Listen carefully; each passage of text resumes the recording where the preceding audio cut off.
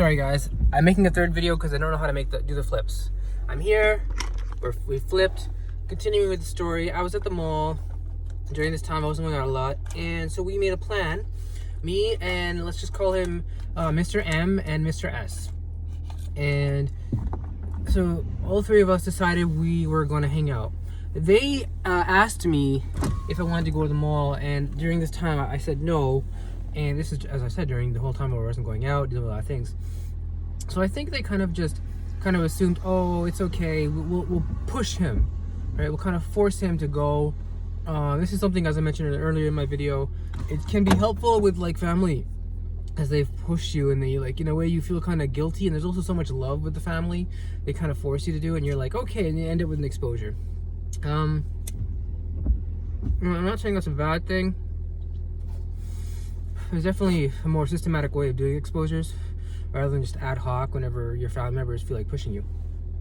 Anyway, so during this story, I was at the mall, and I wasn't at the mall, I was in their car, and I basically said, yeah, I'm not going to the mall. Like, I didn't say that. I remember talking to someone on the phone or something saying, yeah, I'll hang out with you guys if you guys drop me off afterwards. And I think maybe they understood that to mean after we go to the mall, I'll drop you off. Like, I thought that would be a given. No, I was trying to say, no, like, I'll just hang out with you guys for like maybe 20-30 minutes, we'll smoke some marijuana, and then I'll go back home. So they didn't take too kindly to that, and I started getting very angsty, because there's a couple things going on in my head. One, I had no control in terms of the car. It was someone else's car. It was, I think, Mr. S's car, so... Sorry guys, I need to readjust. So because of that, I had no control over the car. And that's something with people who have anxiety, especially phobias. They need to feel in control, hence the whole gradated exposure system, where you can choose a low anxiety thing to do, and then when you work your way up slowly, right? So the whole control thing was there. Plus I had the whole choking phobia thing going on at this time. I think it was just beginning to manifest. My acid reflux and whatever choking specific phobia I had was beginning to manifest. And so I also had control issues with that, swallowing. That's definitely related to control. I know, because you need to be in control when you're swallowing. You need to be in control. Oh, like, I love control. It's just like something I need to be in control. I'm not a control freak. I just need to be in control. I need to know what's going on, where, when, why. I need to know these dull facts that no one else really cares about, just because it makes me feel the world's spinning, I'm spinning, everything's good. I know, it sounds stupid. Another thing I wanted to say was, so at the mall, I basically had a panic attack. I told them, look, are you dropping they picked me up. We went to a park, we smoked some weed, and then I think Mr. M said, oh, so we're going to the mall now. And I was like, oh, but you're dropping me off first, right? And they're like, come on, man, just come with us, like, I don't want to. Let's go to the mall, it's fun, you know what I mean? I would always go to the mall. I mean, before this, I probably went to the mall. This mall we were talking about, I went probably, at least 30 times in my life since I've been there. Probably more. I never really felt like, there's probably a gradual process where I started feeling more and more self-conscious and more like not going out a lot. So maybe in terms of like recently I haven't went, and also my whole practice, how practice makes, like, I've heard practice makes perfect. I believe practice makes perfection. You know what I mean? Like, or practice makes permanent is what I mean to say. Practice makes permanent, not perfect. So whatever you do, good or bad, it's like a muscle, right? So if you stay in your home all day, you'll be really good at staying in your home. It's just that when you step outside, you'll be like a novice, right? So it's kind of like that. That's how I felt. Like I lost some of my muscles. It's like when you don't work out for like 2 weeks, you can get flabby fat. You need to work on that. What ended up happening is I started having a panic attack. I basically said, I'm not going inside. I stayed in their car, Mr. S's car. And they thought this was quite weird, because we had a huge, 15-minute conversation where basically I first of all, from the park to the mall, I complained the whole time. I said, you guys gotta drop me off. You guys gotta drop me off. You don't understand. I'm not going inside. What are we gonna do? Why are we doing it? Can we go to this store instead? Can we just go to a store in and out? Why do we have to go to a mall? It's so big. So by the time we get there, they're already getting pissed off at me. And they're probably thinking, maybe we should have just dropped them off. I don't know, right? So we finally get there, and they're gonna think, oh, just shut up, stop complaining, just go. It's a mall, for God's sakes, right? Which now I get. I definitely get that. I have social phobia. To a certain extent, I'm trying to work my way up to go back to these malls, because I'm not gonna never ever not need to go to a mall. There's some things in malls that, are not available in other places. As I said before, you gotta see how much it's gonna affect your life. It affects your life to a point where, you're not gonna do things that you really, really want to do, then you're reaching clinical, subclinical levels. So I started having a panic attack. I started basically, just getting completely, what's that word where you're like, stubborn, completely stubborn. When you have OCPD, you can get away with it because most people with OCPD are pretty smart. So once they've said they're going to be stubborn or convince themselves of something, like I don't want to go to the mall, you could probably give them $1 million and they'd still think it over.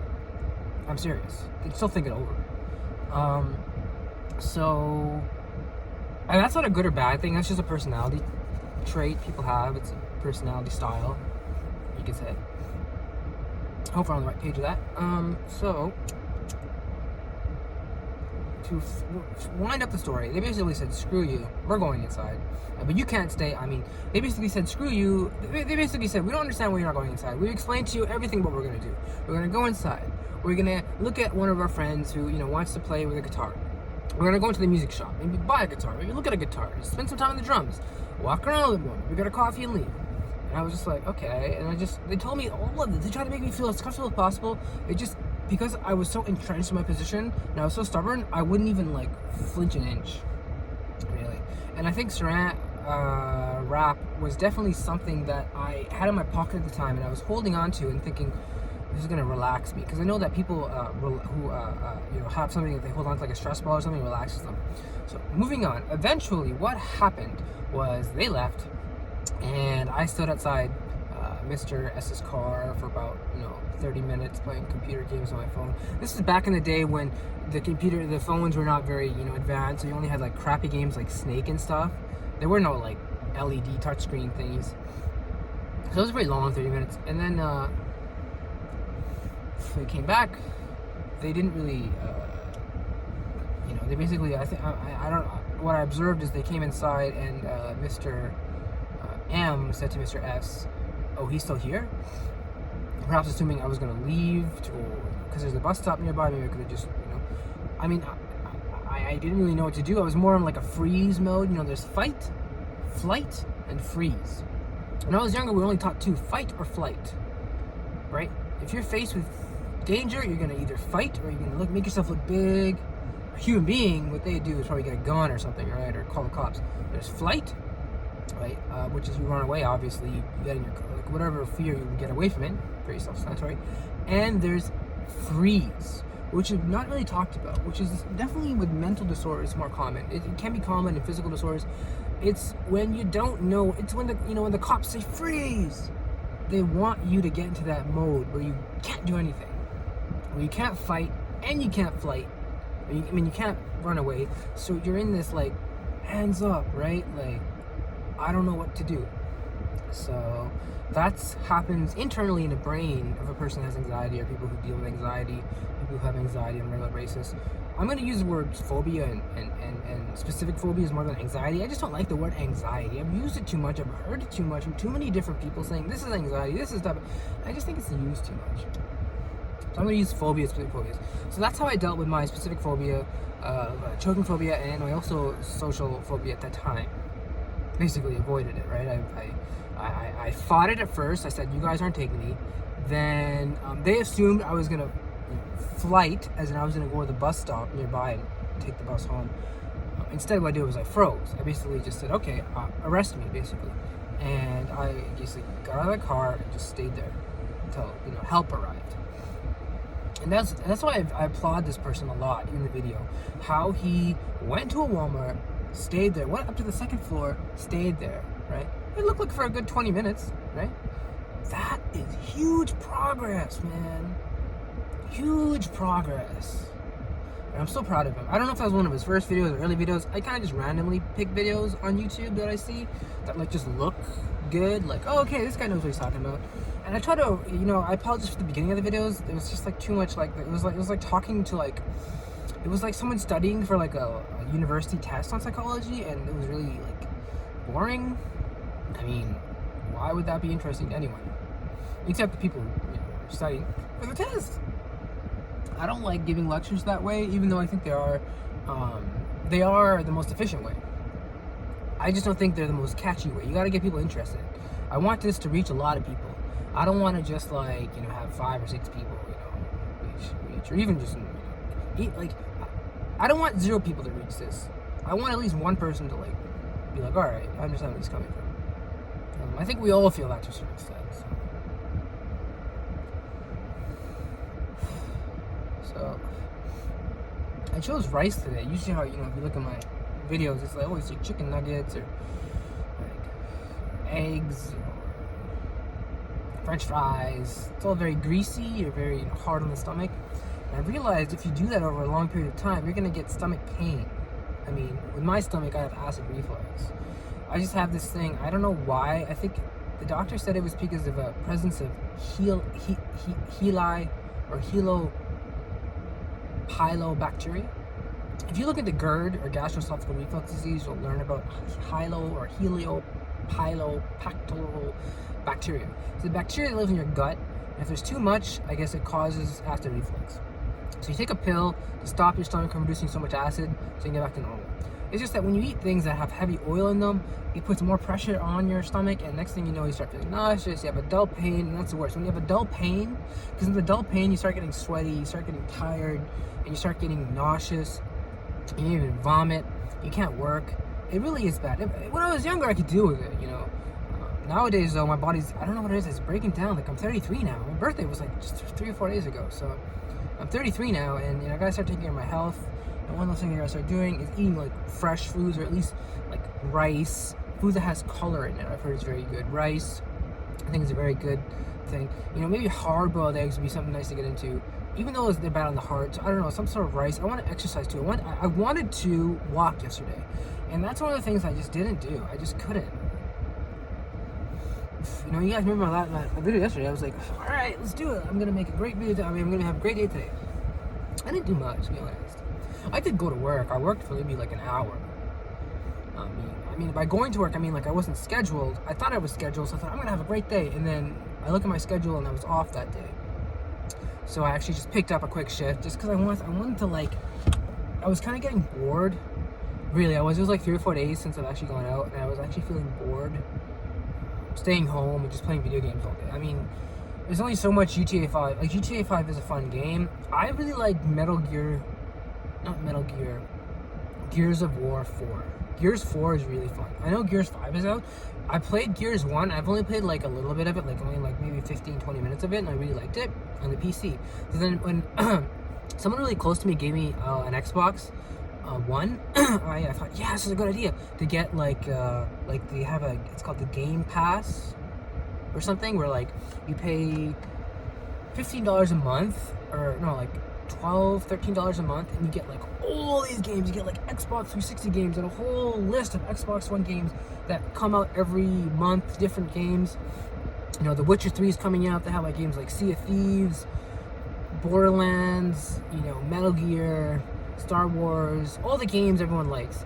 And I hopped in on that because it was a good package. Like, they had a Boxing Day sale, whereas like the regular is $15 a month. Per month, they have a thing where if you sign up for first 3 months, it's $1. That's a good deal. They bill you in 3 months increments, though, so it's like every 3 months they bill you. So it's something like $39.99 per 3 months, which is still a good deal. I mean, it's kind of up there. I mean, for the price, you're getting a steal. You don't own the games, you get to play them though. You can download them and install them and play them. It's just that if your Xbox detects it doesn't have the plan, it will say you gotta buy the game. So it was a good thing. Someone very close to me turned me on to it. He's like, he had it, and I learned about it, and I was like, yeah, it's a good deal. And then I was like, it's kind of too expensive. So I waited a bit, and then I checked out the Boxing Day sales, and I was like, this is a really good deal. $3 for 3 months? Like, whoa. When they're charging regular $13, and one other thing I want to say about that, you got to have an external hard drive if you really want to make the most of it. I mean, the Xbox One comes with I think it's a 500 gigabyte hard drive. You get any more than that, though. I mean, honestly, games nowadays, some of them are like 100 gigabytes. I can only store like 5 games on my Xbox One. One of them is a very small game. It's like one of those like small, kind of like, what do they call it, like Walking Dead type of games. So honestly, if I had just a 2 terabyte hard drive, see, 500 gigabytes is 5 games. 2 terabytes is, so you got 501, 502, so that's 4. But it's 20 games plus the 5. That's 25 games you can hold. I mean, and you can find some good, really good deals on all that.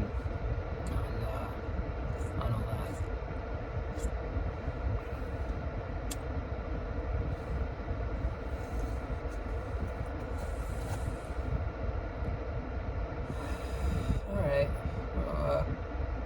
end it here. What else to say? I mean, I want to keep going.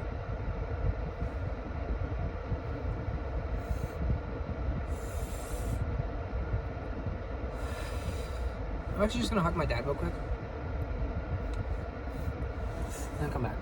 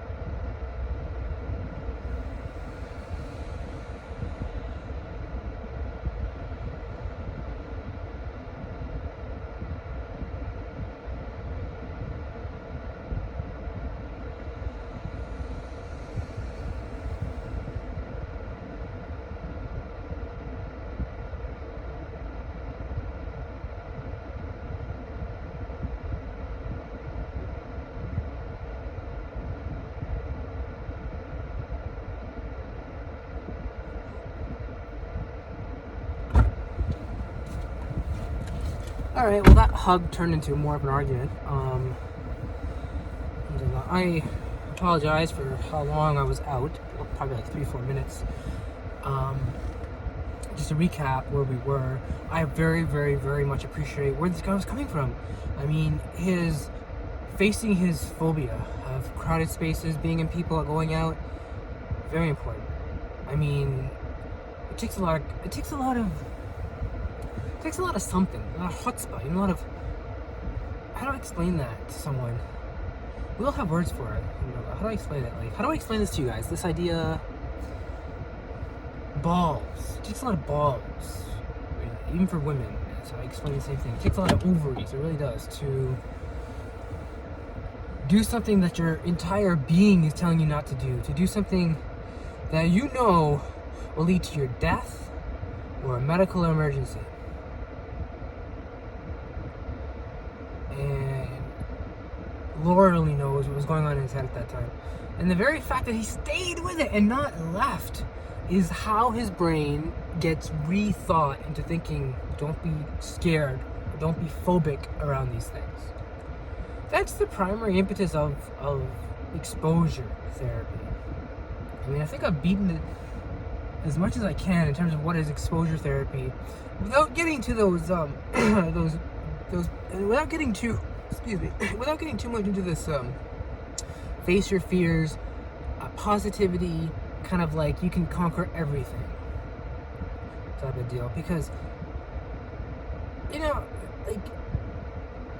because if I was to start saying that to you guys, I would sound so preachy.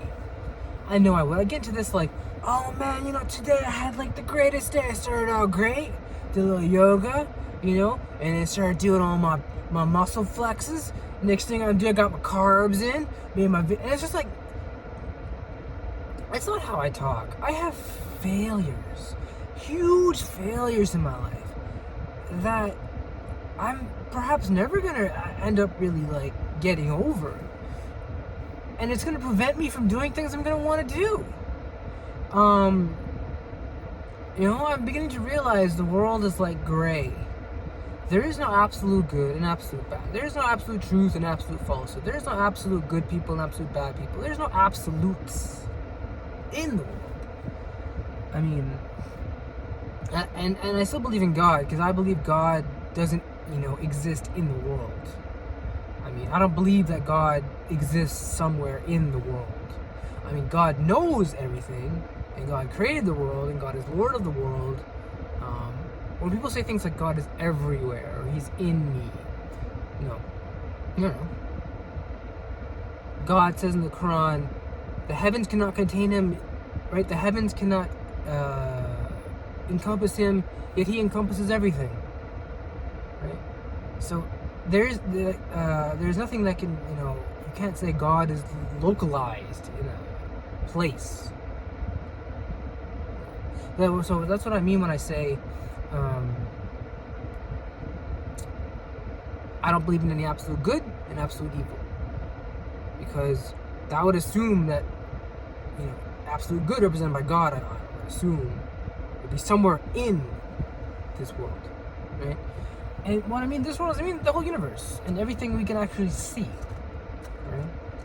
And people talk about the unseen. This is a topic I was introduced to when I first converted to Islam: the unseen realm, the unseen world, the mythal, the world of like spirits and symbols and numbers. I don't know if I take it, like it's something that Islam believes in, how much I take it seriously. That's a very experiential type of belief. To believe in like the unseen. It's like we believe in it. We have to believe in angels, and then the corollary of that is we have to believe in demons, right?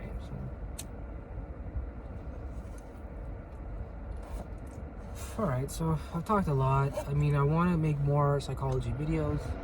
The exposure therapy videos I think are doing really good, because I think I've kind of really honed in on what I want to talk about. So let's sum up the last 4 months what I want to tell everyone. I'll end with this. What I want to tell everyone about exposure therapy. And I don't know, I'm just going to keep making the videos. this is just the crux of what I want to say now. And I'm thinking about doing a design change with the videos. I want to do something else, like where like I do the exposure part, and then we choose an activity to do. It's like, like not just smoking weed and having a cigarette in my car. I mean, we could like do a social experiment. I mean, like do like a social phobia thing, like go out. I'm not sure though, like or I have a good one. We could go like the gay area in Toronto and kind of like, do like a before and after, like what's my anxiety level before going into this, gay support group. Then maybe like videotape a little bit of it. Maybe just like the entrance, me walking in, just the in and outs. Then I obviously turn my phone off because it's kind of illegal to be doing this. I mean, even that would be illegal. I guess I could get away with it. And then basically go into the support group, stay there for about an hour and a half, and then leave. And usually they have like a coffee thing afterwards. Depending on how I feel. No, what I'll do is like the coffee thing will come later. So I'll do the support group thing. This happens, I believe, Sundays. So I'm thinking Sunday I want to do this. I could like do like no video Friday, right? And make up with that with the video Sunday, going to the gay support group. We can work something out that way because I'm thinking like these exposure videos are great. Anyways, that's that. What I wanted to say before I end, the main points I want to get across with exposure therapy. Number one is it won't work unless you're relaxed. And if you have trouble getting relaxed, you need to do relaxation exercises, diaphragmatic breathing, where you breathe deeply from your diaphragm, let it out. I've heard belly breathing helps. I don't know. I haven't really tried it. I'm a big fan also. Different type of breathing exercise known as like nostril breathing. There's different types. I know Hillary Clinton does one was like alternate nostril breathing. I'm trying to do this, making my eyes twitch.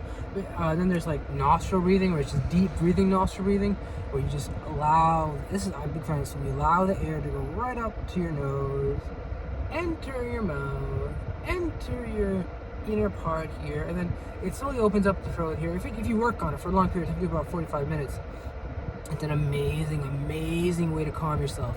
It's an amazing way for you to be mindful, especially when your thoughts are racing and you're having that freeze mechanism going on with your anxiety and with your phobias, specific phobias. All right. Second thing I want to say is a lot of people that have specific phobias, they were kind of like brought on by a traumatic event. Right? You can look at look at me, for example. I had what I thought was me choking, and then also the traumatic event, like when I was younger, someone very close to me did choke. He was resuscitated. He didn't I don't think fall unconscious. He was definitely without air. I was there for about 3 minutes, and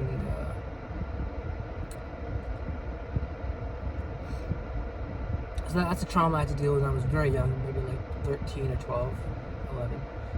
And that's not when it started. So that's kind of one of those things that just stays in your mind. It's like a explosive, and then once it's lit, it'll blow up. It could stay there and not be danger to anybody. It's when it gets lit, and it gets lit by like stressors, right? Slowly it gets lit, and maybe you'll get lucky and it'll go out. It's lit again, it gets closer. So one day there's nothing left, and you just let up the whole thing, and it just goes kaboom. So that's the second thing. Third thing is if you really have trouble starting, consult a mental health professional. If you can't do that, as people said in some of these videos, kind of like, what's that word? Hustle it yourself. Get some books, about anxiety. Do the YouTube videos. Learn a lot about it, Wikipedia, Google, and kind of like develop a working model or a thesis of what's like the corpus of what is like agreed upon knowledge, and go from there. And begin your learning from there, right? So, it depends on how much money you have too. Like, this is the world. Like, obviously, if you have a lot of money, you're gonna be exposed to better techniques that would make you more successful. For example, I didn't know about really relaxation exercises prior to exposures. I knew you were supposed to do relaxation exercises. To do them prior to an exposure is very helpful. Doing them any time of the day is really good too. So we got those two things. One is do relaxation exercises before. Two is you may have trouble beginning because you haven't really accepted the traumatic experience you've had in the past that brought this on. 3, family helps a lot. they can really guilt trip you into going, and that isn't that bad. You know, at the end of the day, it isn't that bad, because once you just start moving and showing up, it kind of helps a little bit. I know it does for my specific phobias of mild social phobia. But look at me, I used to talk about it as social phobia, now it's mild social phobia. It's the same thing. It depends on who I'm with and where I'm with and what I'm feeling, and you know, a lot of things. It's interesting. What else did I want to say? That I wanted to say that I've learned. Positive thinking helps a lot. Motivational thinking, Les Brown, Jim Rohn, Zig Ziglar, you know, Earl Nightingale, The Power of Attraction. I've also heard some of that pseudoscience though. Like some of that's more like a scam. Like I heard, multi-level marketing is just a way, which was what Jim Rohn was involved with, is just another way of saying pyramid scheme, right? I'm not sure. I like the work ethic idea. It's just some of it's really boring because it doesn't really apply to me. Because he's talking to like people who work at his company. Although there are kernels of wisdom, there are lots of great little kernels of wisdom I can see in his talks that if you can cull out. Because I think the idea about goals and goal setting, and you're really passionate about your goals, right? I remember one thing he was instructing one of his people to do, like I guess one of his students, was to write down like 1,000 goals you want to do. Just write them all down. Just write any way you want. And then after you've written them down, think about how many can you do in like a day, right? How many can you do in like a week, in a month, in a year, in a lifetime type of thing. So that was really interesting. One thing he said was,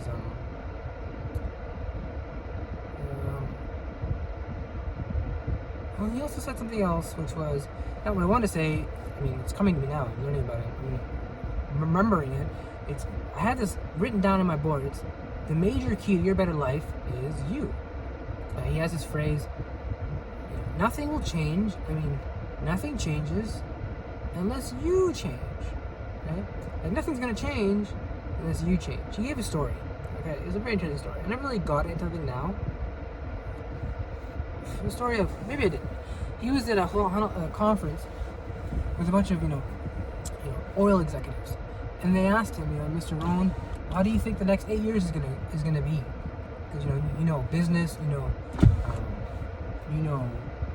all these business and trends, and you're rich, right? And we invited you to this conference to speak. And he said, well, gentlemen, I can tell you what the next 8 years are gonna be like. They're gonna be exactly like the last 2 years. And they looked at him like, huh? And what he basically was trying to say was elucidating and expanding on this philosophy of the last 8 years are going to be exactly like the next 8 years if you do the same things you've been doing for the past 8 years. So if what you've been doing is resulting in good things for you, keep doing it. If what you're doing is not resulting in good things for you, change it. Okay? Learn the skills. If, for example, your business is not making enough money, learn business. If you're just not making enough money, period, learn wealth, learn money, and everything about it. If you can't get out of bed, learn psychology. It really is like a self-help kind of, you do it yourself. It's all on you, because you will see the results. No one. And this is what I found out too. When I started making money from listening to his tapes, not from listening to his tapes, I would listen to his tapes a lot. And this was after, I basically I went too far in the psychology realm, and I ended up getting very sick, thinking very physically sick. I got dehydrated because I was working so much, thinking, it's okay to, for example, be devoid of spirituality. And when I actually got better and I was recovering, I came across this guy, Jim Rohn, and when I started listening to him and started working again, I realized I was making more money. Not only that, I realized a very important thing in my life, which is that when you make money, no one can tell you how to spend it. It's your money. If you have a family, they can suggest things and ask for things. That's the thing though. When they make money, it's not going to be like, other members of the family will now have some right to suggest things and ask things. No, because it's their money. The family is a very important thing, and it's how people share money. I'm talking about on a business scale, a purely business level of like Wall Street and stuff, where they talk in a way it's like about money and profit margin, the profit loss, dollar value, stuff like that. So what I'm trying to say is, this is something I learned about a year ago, which is, first of all, there's no limit to the amount of money you can make. It's only a limit to how hard you're going to work. And secondly, rest feels better after you've worked hard. And the only thing, and the most important point I want to leave with everyone here, I want everyone to leave with is, when you go to an ATM machine and insert your card and put the money in, and put your PIN in, and then you take some money out, and you take it, at that point, you have put a value on how hard you've worked for that money. And that's the solution to this equation of why am I not happy. You understand? We all put values on how much we are willing to do certain things. We can blame it on the boss and our jobs that we don't get paid enough. At the end of the day, though, that's not going to really change much. It'll change a little bit. As I said, there is no maximum to how much we can make. There's no cap. There's a minimum for most things, and you can work hard to increase that minimum. He's saying that's a waste of time. Look at the other part, which is that there is no maximum wage. Anyone can pay you.